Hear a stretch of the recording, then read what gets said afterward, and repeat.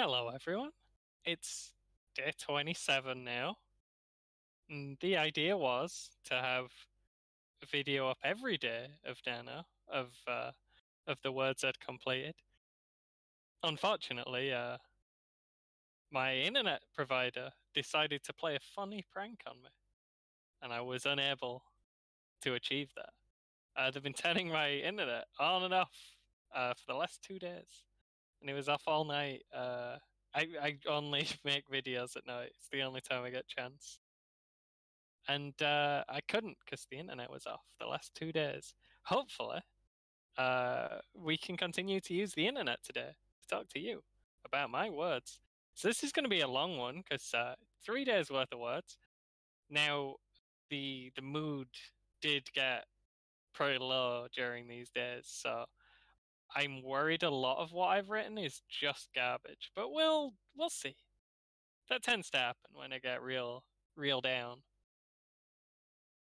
The NaNo fatigue setting in. I think it was not being able to share, honestly. Like when I was doing these, a lot of time I'd quickly run back through and just make sure my work was presentable. Not knowing if I'm going to be able to do them or not, I didn't put that extra little bit of effort in. Oh, in terms of word count, by the way, we are extremely on track to finish. 2,600 words above where we supposedly need to be. 2,400 words left. Could finish tomorrow if I put some real effort in. I'd need to do 500 more words than I've done on any other day. 450 more words. More likely I finish the day after, very comfortably. So, that's good. I think I'm going to write the last day anyway, just as kind of a ritual thing. So, probably going to end up writing every day regardless. Even if we finish early. But we'll see what cool stuff we get for finishing early. Sometimes you get cool stuff. I don't think I've ever claimed a reward for winning NaNo. Maybe this will be the first year I do that. Anyway. Where were we? Well, if you're going through the playlist, this will make a lot more sense. Oh yeah, I remember where we were. You were talking to April. April said Caldwell was like the thing that happened at the tower. A reluctance to explore the event in further detail suddenly made a lot more sense to Rob. This sentence was bad, so I changed it, and now it's probably worse. Maybe I'll change it again in the future. It's the first draft. It's allowed to be bad. Looking back to the ongoing conflict outside, Zack appeared to be the victor. He mounted up the caravan in a hurry as the other man retreated back into his house. When he re-emerged not long after, though, the man looked even angrier and was armed with a pitchfork. Zapp leapt fearfully into the passenger seat. "What did you do to that poor man?" April asked Zapp calmly as he started the engine. "Don't worry about it. He's fine," Zack explained hurriedly. "I think we should leave now." April yelled an apology to the wronged bystander as she started the vehicle, and was surprised when the man continued to run after them as they began to build speed, yelling obscenities and making rude gestures with his offhand the whole way. At the first corner, he came within an inch of taking off a wing mirror with his weapon, though on the next straight he found himself thoroughly outpaced and finally ran out of breath. Rob watched the man disappear into the distance through the windows in the back of the van, wondered what you could possibly do to offend a man so egregiously. "Seriously, though, what was that about?" Rob asked, but went generally unheard. Zack was being quietly reprimanded in the front by April. "Just Zack things," Piper spoke out of nowhere, almost making Rob jump. He has that effect on people. Her voice was a low mumble that almost blended with the sound of the engine, and she continued staring at the floor as she spoke. She looked slightly embarrassed to be noticed. Piper thing. I'm thinking of just stealthily reducing, well, maybe 10.5 point. Just very slightly reducing the size of the font to get across that she's mumbling. I don't know. I've heard of that. It seems like a good idea. We'll see it. We like messing with fonts, but that'll be later. Right now, we're just getting the words out.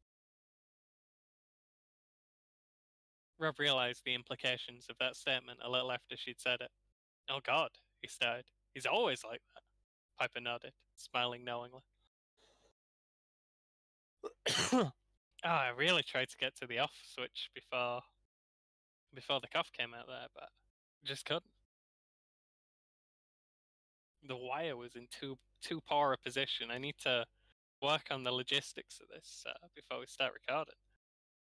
The van made its steady way towards the outskirts of town, keeping off main roads as it went. They passed a forest and then a farm as the roads underneath gradually transitioned from two-lane asphalt to one-lane dirt. After a seemingly random stretch, they turned off-road entirely, starting across the broad stretch of open flat field. The ride in the back grew even more tumultuous. That is not a correct use of the word tumultuous. Will, I've got a thing about the word tumultuous. And tumult. They eventually stopped by a small cottage that appeared to have been erected in roughly the middle of nowhere. Do we know who lives here? April worryingly felt the need to ask. We know they're out, Zack told her, for the next few days.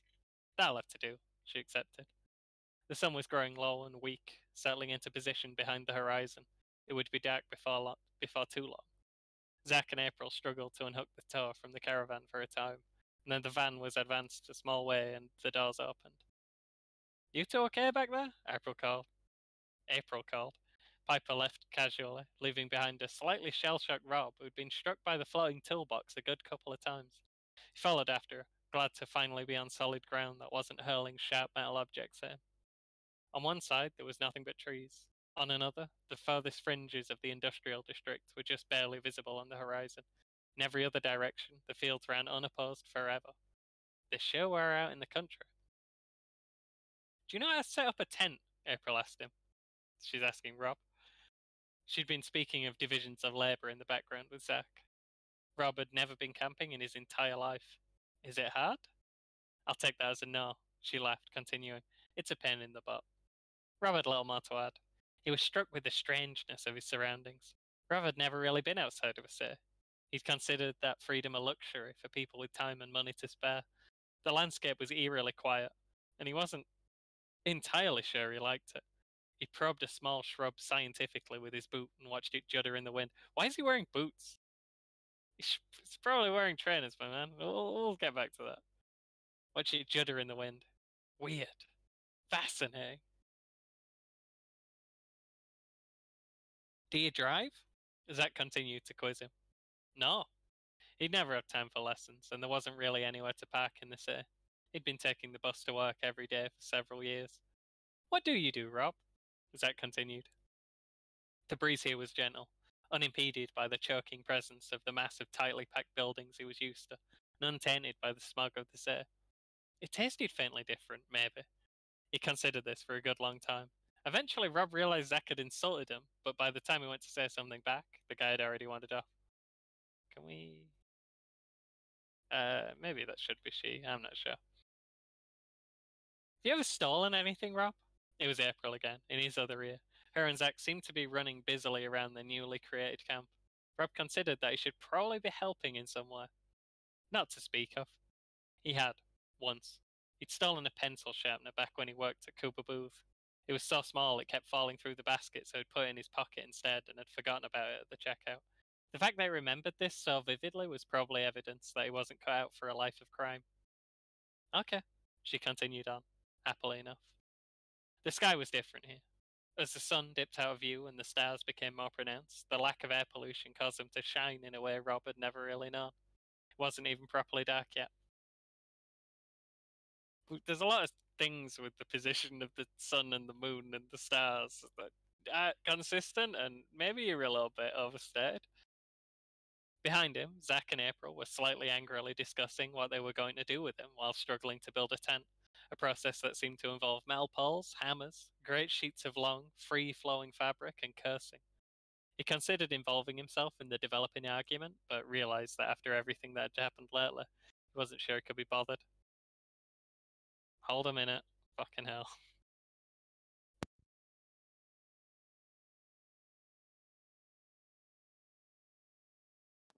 We're probably fine. He wasn't sure he could be bothered. Nearby, Piper was sitting on a large rock, just quietly watching the setting sun. That seemed not his scene. He greeted her, as was his tradition. All right, Piper answered slowly, reservedly. Hi, Rob. Rob felt slightly ashamed that he couldn't remember her name. We tried to remove all instances of her name, but we missed the very first one that makes sense. Okay, no, we missed two. You know what? It's 3 words.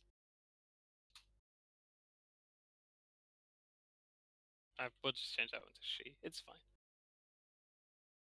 Where were I? She answered slowly, reservedly. Hi, Rob. Rob felt slightly ashamed that he couldn't remember her name. He wondered if the others had talked about him when he wasn't around. He felt like he was intruding. Do you mind if I sit down? She shook her head. Pull up a rock. He perched himself on the opposite edge of the rock. While it was easily large enough to accommodate both of them, and probably Zach or April besides. Besides? Should that be besides? Yeah, it should. Piper moved to keep an invisible bubble of space around her clear. Ahead of them, off in the farthest distance, the sky was an explosion happening in slow motion. Lashes of bright orange fighting a losing battle against the coming darkness, being steadily driven away with the setting sun. It was beautiful. It was also horrible. A dark voice at the back of his mind, one he knew wasn't his own, was horrified by the sight. Tried not to think about it. Do you watch a lot of sunsets? Rob tried to spark up a conversation to keep the madness away. The girl nodded. I try and make time for it. She never stopped watching the sky, enraptured. Wouldn't want to miss one now. Might not be many of them left. The shadow haunting Rob's brain approved of that statement. You're all serious about this end of the world business, then? He asked. There was something trustworthy about the woman. Between a reserved attitude and big glasses, she seemed like the kind of person who'd know things. All we know is that what's happening. All we know is what's going to happen has never happened before, and could be world changing. She told him. We're on the precipice of the unknown. Finally, she turned to look, the last embers of the sunset appearing as fire in their reflection in her glasses. Does that scare you? Rob didn't really know how to react. I don't know. It was pretty scary back at the tower. He doubted somehow that he'd grasped the nuances of her statement. Is that 2 spaces? That's 2 spaces, that's fine. Cut that before anyone noticed. Good thing we didn't say it out loud or everyone would think we're stupid. She turned back away as the sun disappeared entirely. Without its resistance, the sky was suddenly twice as dark. Between nuclear weapons and global climate change, there's never been a point in my lifetime where the world wasn't going to end. Rob took a moment to think on that. I bet there's going to be a lot of people who are really glad that, despite everything, it wasn't their fault. She smiled. Maybe we're using the term too liberally. A global change, no matter how catastrophic, isn't the end of the world as long as someone lives through it. She appeared like someone in the midst of a dream, clearly far away on her own planet. He wondered if she was sleep philosophizing. When she spoke again, we are each our own world, and we each have our own personal apocalypse way. Rob was not equipped to deal with a conversation like this. He wondered if she followed any sports. I think people will live through it, she continued. When you get down to it, worlds are pretty resilient. I worry for us, and people like us. Just wanted to point out, I'm not saying Rob's dumb and he likes sports. I'm saying he's not. He don't think this deeply about things. He's not. Like Piper's lives in her own world where this is normal, but to Rob, this is. Do you follow? You've seen football? I don't watch sports. Why? Do you like rugby? Cricket, even anything? Okay, we were here. The stars were so bright. He didn't want to leave, so he continued to hang on the fringes of the conversation, feeling like the only musician in an orchestra. Oh, I think my audio cut out a little bit then, but it kind of uh, covered up me stumbling over the words a bit as well, so that's fine. Feeling like the only musician in an orchestra who didn't know how to play his instrument. What do you mean people like us? Those without, she told him. The vulnerable. I think I need a handle on what exactly is going to happen before I can make any big statements, Rob told her, trying to hint at the fact that he was desperately flailing in the deep water behind everything she and the rest of them were talking about. All we've seen is violence, she told him. Each time our worlds have collided, the result is violence. The moon gave her a silver glow. She appeared as a phantom. Rob wondered how long they'd been talking. The whole situation had been dreamlike. She finished. Expect violence. This finish, not 100% happy with. Gonna quickly go get a drink. I did get a drink before this, but before that I spent like 2 hours procrastinating, and during that point I did not drink. So the drink did not last long. Wait 1 second.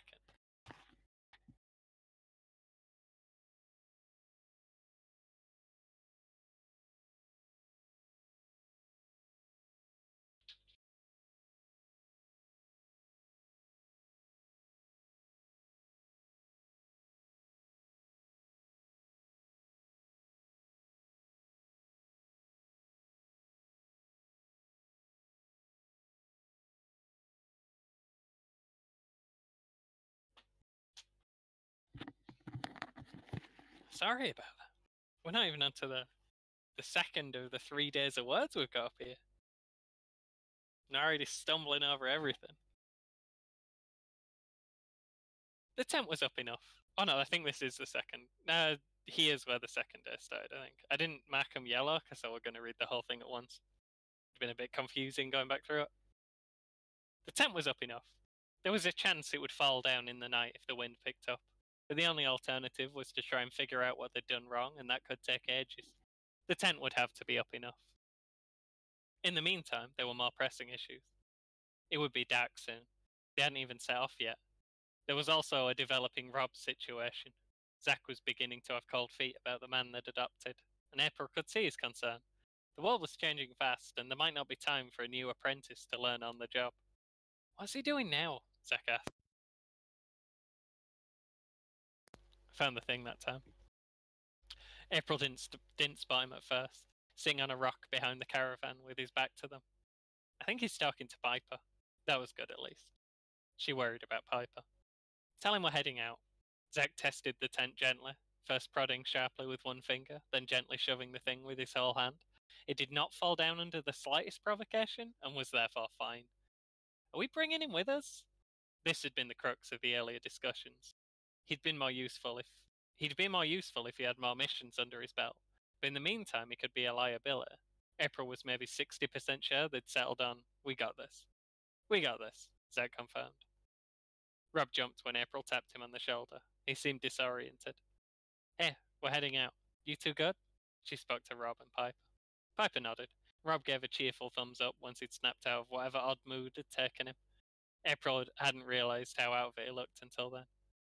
Did you and Zach discuss sleeping situations? Piper and April were in the tent if it didn't fall down. Presumably Rob would have to share Zach's caravan. This was April. We should have mentioned. Don't remember anyone saying anything, Rob replied distantly. There wasn't time to figure it out now. I guess just take the bed if you're tired. Zach can figure it out when he gets back. He nodded and gave another thumbs up. Zach was already starting up the van. It took a few goes that night, as it often did after being exposed to inclement weather. It wasn't exactly an ideal getaway vehicle, but they dealt with what they were given. Piper, keep an eye on Rob while we're gone. I'm fine, I'm just knackered, Rob laughed. He hadn't really slept in about a week. What do we do if you don't come back? Piper asked. If they didn't come back, they'd probably be arrested. The question didn't normally come up.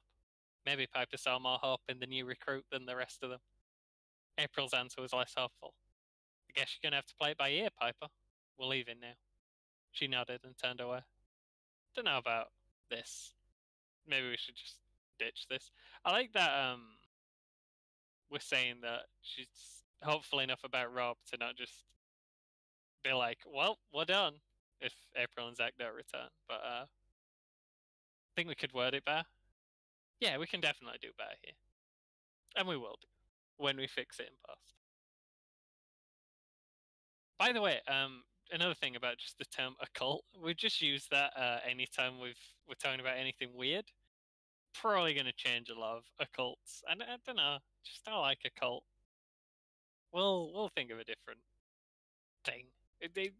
You don't want to be thinking about what terms you're gonna use for everything while you're nanoing. You want to get the words out. So sometimes you end up using more generic phrases that maybe you don't want to keep. The earliest occult items dated back to prehistory. As long as there'd been man, even in its rudimentary form, there had been the other. Though the craft had intensified in recent years, people had been creating in the name of the monsters since before recorded history, leaving thousands of years of cursed objects floating around in the world. Sometimes they go unnoticed for ages, having a mild enough effect to essentially fall under the radar until someone who already knows what to look for gets their hands on them. Others become associated with random acts of madness before disappearing, or fall victim to mysterious fires of their own design. For a few hundred years, though, efforts have been made by several powerful groups to compile as many as possible into large collections as shrines to the dark gods. That last bit needs a comma somewhere. According to Zach, probably the bulk of all known items had fallen into the hands of such groups. They weren't mysterious and shadowy organizations operating under any kind of pretense. They were loud, blatant groups of rich and powerful people whose fascination with the things from beyond the stars was played off as quirky curiosity, even when it was determined for certain.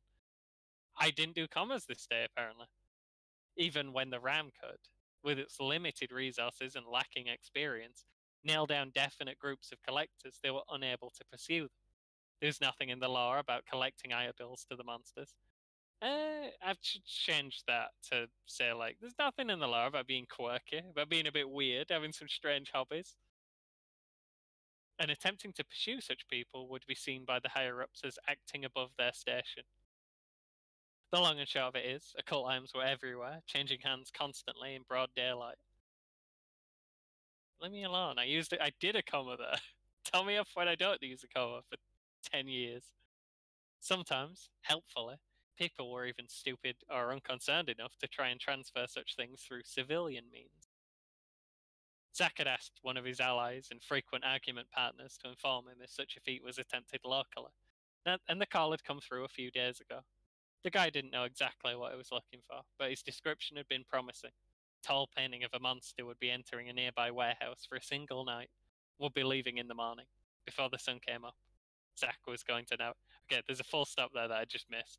Before the sun came up, Zack was going to nab it. Turn left here, he told April.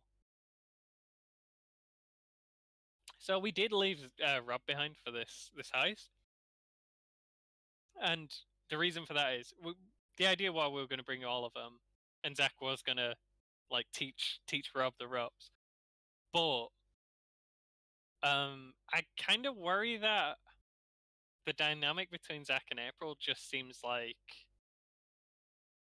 I don't know, like he's some weird quirky dude and she's kind of embarrassed to be around him. And I wanted to kind of get across that they are friends and they do trust each other. That yeah, they're okay at what they do sometimes if it falls in very specific parameters, and they're genuinely friends.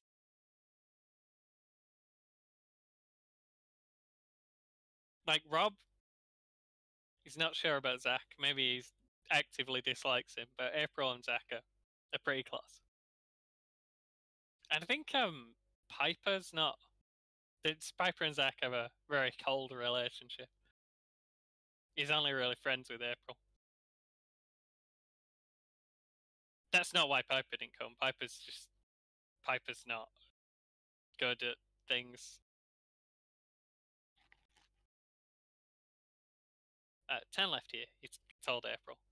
April turned cautiously into another dark and twisted street. She hated driving at night, but hated letting Zach drive at any time even more. They were somewhere along the divide between residential and industrial areas, in an area that seemed to be, as far as she could tell by the light of only street lamps, extensively derelict. The journey had taken longer than she'd anticipated, considering the distance. She wondered if Zach was reading the map wrong. Another left. Zach was focusing intently on the paper map in the darkness. He didn't bring his phone on this kind of mission. Too easy to track. Where are we going? She finally. This were just thinking about this. Thinking about like, how he's some weird paranoid dude. He'd never bring a fucking phone with him on a. He should not have had a phone at the tower. There's no way. There's no way this guy. I imagine him having like his. I don't know. I saw a video on YouTube the other day where someone had, I don't even know why, but they'd been like doing a let's play, and then they'd recorded with a second camera just in case the recording messed up, which apparently did frequently enough that it did happen while they were, not only were they prepared for it, but then it happened again.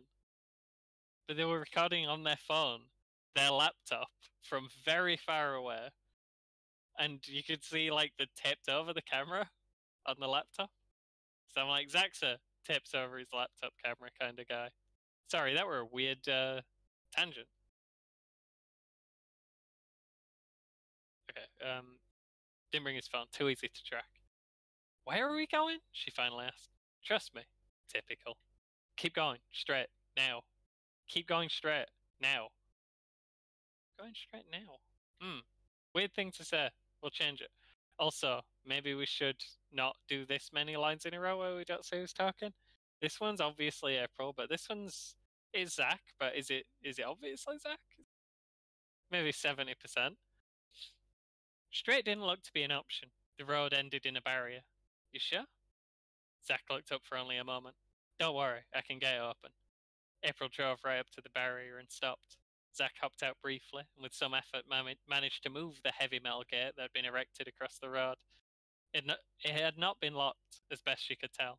Not in a serious enough way to deter Zach at any rate. He hopped back in excitedly.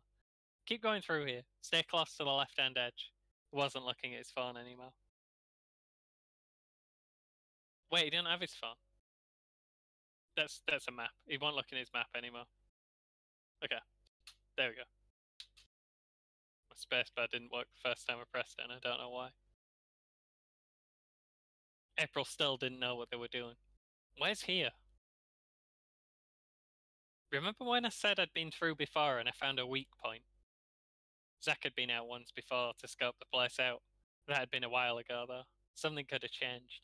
There was also the problem that this was obviously not the compound they were looking for. April did as instructed, however, keeping to the left and moving slowly as the road petered out beneath them, leaving a barren, dirt-floored expanse that wasn't really a path. Turn the lights off, for God's sake, Zach told her. She did. It was unusually bright. It was an unusually bright night, but they were driving off-road in an unfamiliar area. We're gonna wreck the tires, Zach. We're gonna be fine, is what's gonna happen. Watch out for that tree. The space had been cleared at some point, but was being slowly reclaimed by nature. I think I used the phrase "reclaimed by nature" like 3 times in the next bits. She didn't see the tree until very late as it mingled with the shadows in the background. She hadn't been driving so incredibly slowly she'd have hit it.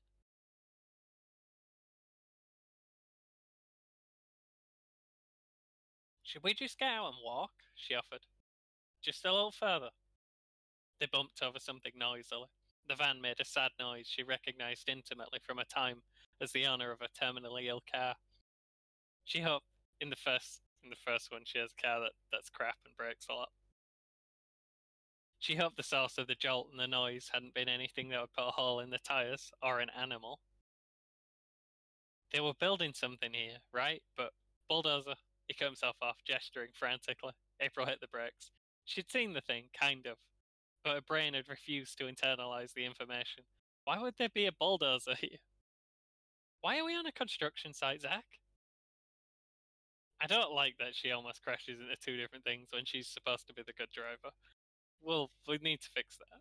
Maybe just the bulldozer. Construction site. They were building something massive here, but they ran out of money and the company disintegrated. It's all dead ground now, Zach explained. Nobody goes here. The area was still littered with construction materials. It looked like an active site until you looked closer and saw that much of the stuff was being grown into by adventurous plants and weeds. The bulldozer was sprouting a series of long vines, like a head of green hair. Why did they leave all this stuff? Can't they recoup some of the costs by parting off the bulldozer? Depends who you owe money to, I guess, he grinned. Never be too slow to run. Eventually, April had sufficiently recovered from what was almost the world's lowest speed vehicle collision and was willing to start the van again.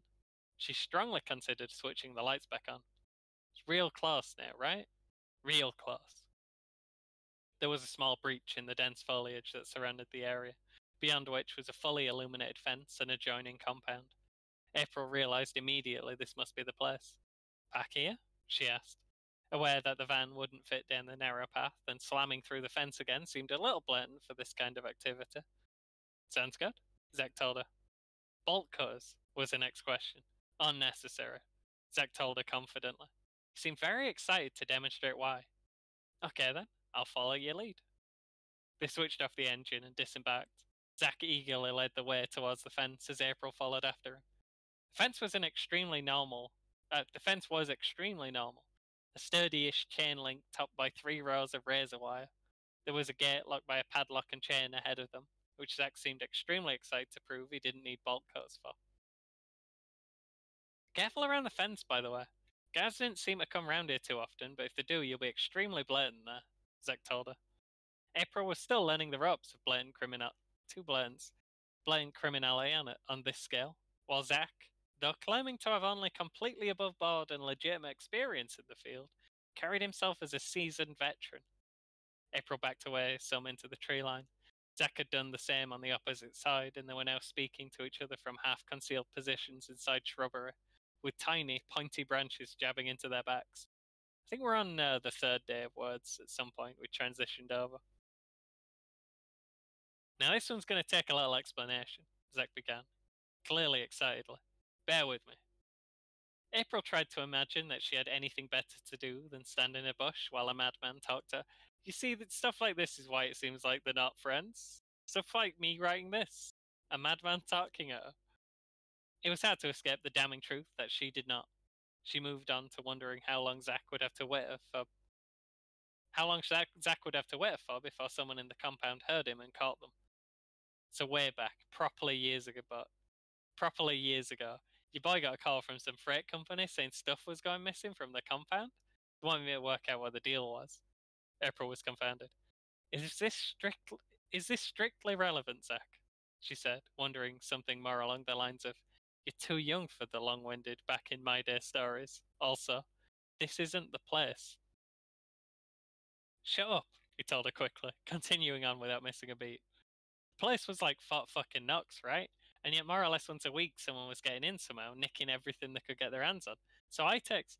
He stopped suddenly, remaining quiet for the time it took a particularly bored, sleepy night guard to stumble past behind the fence. You gone? He whispered. The man had crossed from his field of view into April's. Give it another minute, April told him. The guy had stopped. He looked to be trying to work a stone out of one of his shoes. Eventually, glacially, he carried on. Okay, go. So I takes a look around. He threw himself right back into it, combining rapid pace and frantic hand gestures as he did when he was truly gassed off his own nonsense. And immediately I find this weird little nook with a gate in it. Few cameras, links to some random patch of derelict land. They hadn't felt the need to really reinforce it, because who'd be there? Despite all the work they've done in the front, and all that's in the path of a potential intruder is a rickety little gate and a padlock chain. He motioned to the real-world example in front of them like a teacher in class. Sounds like you worked it out? April was keen to get robbing. Not yet, family. I thought I did like. I'd seen that shit 1,000 times. Someone on site slips the buddy the key, tells them where the cameras are looking, the two split the profit. So I asked for the key straight up, and some dude runs off to get it for me? He paused for effect. I understand. April was still listening. I was fully expecting it to be missing, so when he shows up with it, I'm kind of back on square one, he went on. Basically, I have ideas now. I'm about to tell him to just move the camera over in that direction and call it, but I hate to leave a job half done, and if I haven't put all the pieces together, I'm not finished, right? Right. If April had been allowed to bring bolt cutters, they'd be done by now. I might change this whole thing. I did a bit earlier where everything is just dialogue from April unless explicitly stated otherwise. I might do that again for this speech. I might also change this speech. I thought I was doing an okay speech at the time, but now not 100, not too keen on it. We're definitely keeping the content of the story and the fact that there is a little story, but you know, probably gonna rewrite the whole story. So on a whim, I try the key in the lock. He grinned, and it doesn't fit. That's a crazy story, Zach, April told him. April, not impressed by this story. The guy almost That guy almost stumped me. If we hadn't been on the docks, I might not have figured it out. But when I looked closer at the chain, I started to realize, hey, this old thing's been out here a month, decaying in the sea breeze. So it's using the random big words with the nonsense words. He's supposed to come over weird with tons of phrases like a human wouldn't use. He is a human. It just sounds weird. Does weird things. But I don't like any of the.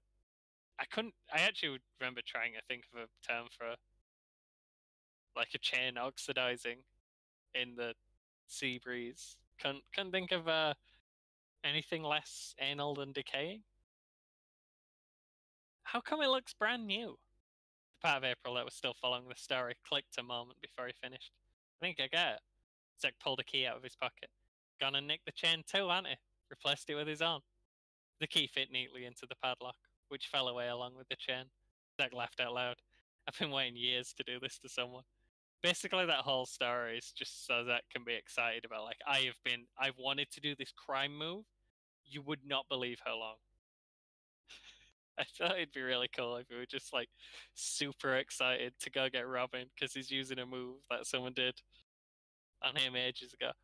This also means it's probably true about him having worked in security. To what extent? No one really knows. To what capacity he was on the dock trying to work out who was breaking in. No one knows. But hey, it's probably happened. Normally, they'd probably have shown up in overalls and hard hats carrying clipboards, spent 15 minutes trying to weave a string of absurd lies in the face of the first secretary who spotted them. I meant receptionist, I think. I was going to just do a throwback to all the receptionists.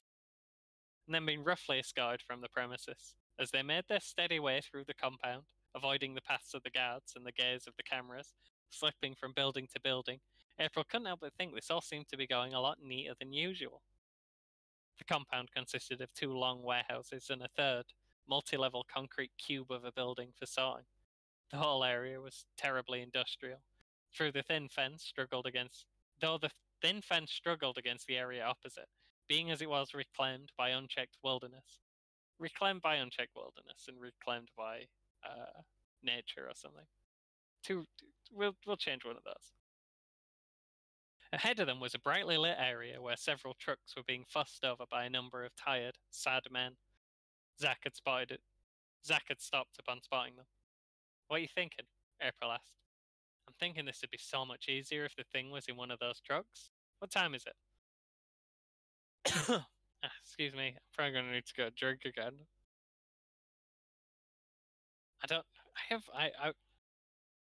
We need bigger glasses for when we're... Need a bigger receptacle for drink when we're doing serious videos, you know? Where are?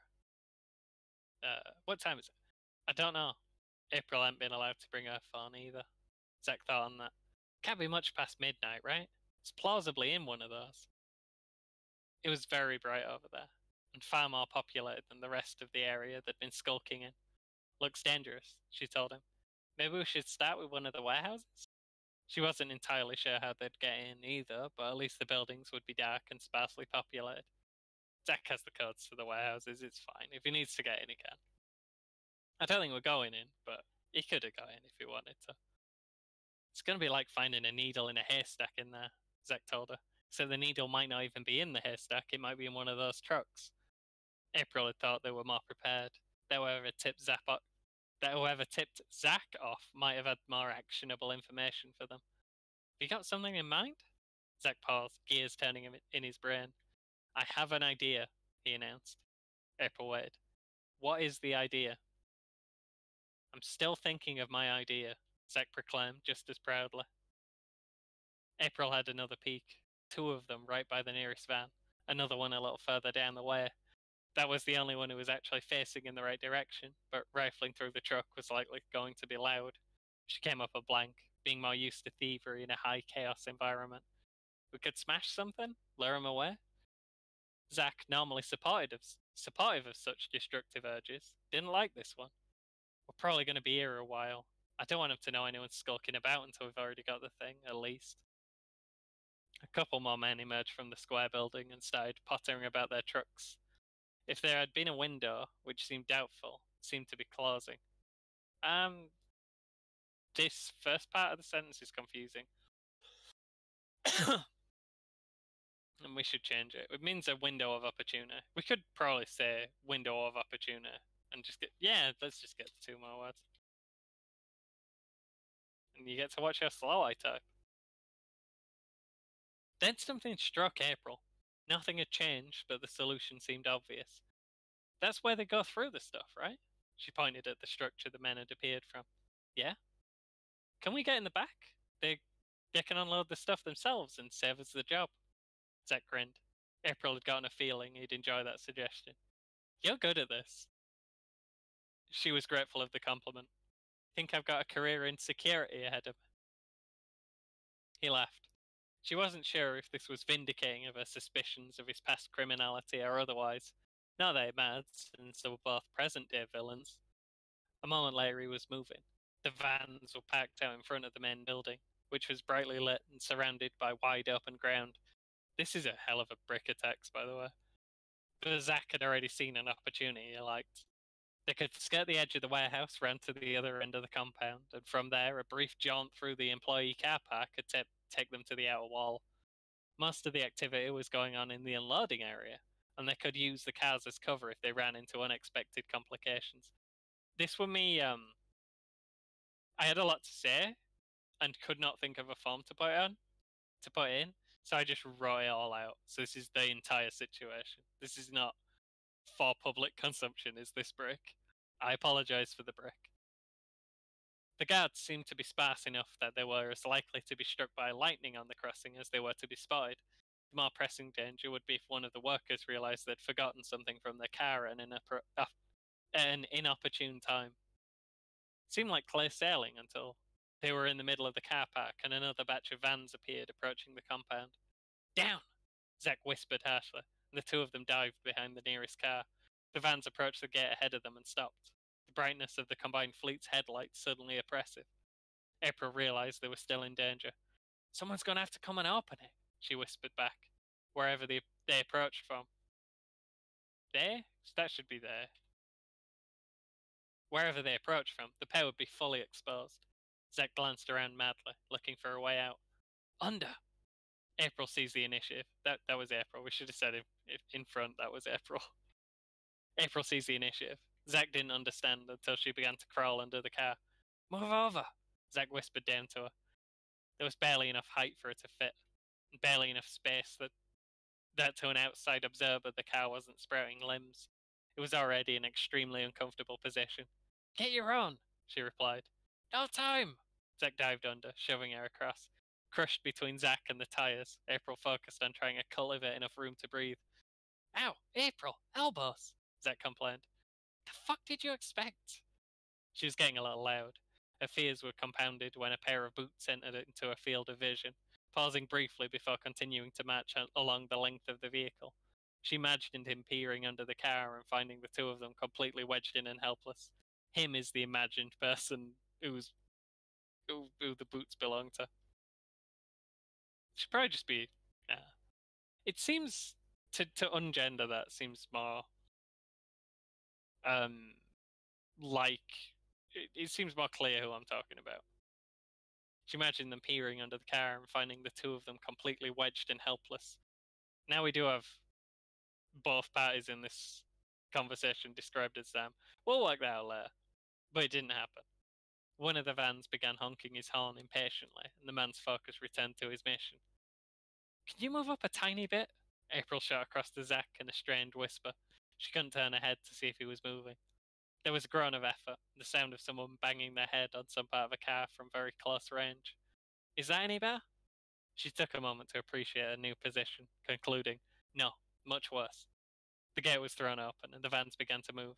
The man waited as they continued past him. I actually can't breathe right now, Zach told April.